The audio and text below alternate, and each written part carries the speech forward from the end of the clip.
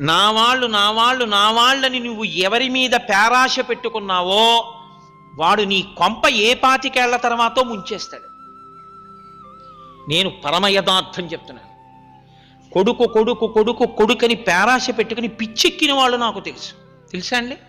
నేను ఈ మాట అందుకే చెప్తున్నాను. ఒక వృద్ధాశ్రమానికి ఒకనకొకప్పుడు మీరు చెప్పిన రామాయణ ప్రసంగాలు వినడానికి వస్తుంటారండి వీళ్ళందరూ వ్యాన్లో. ఒక్కసారి వృద్ధాశ్రమానికి రెండంటే నేను ఒక వృద్ధాశ్రమానికి వెళ్ళాను.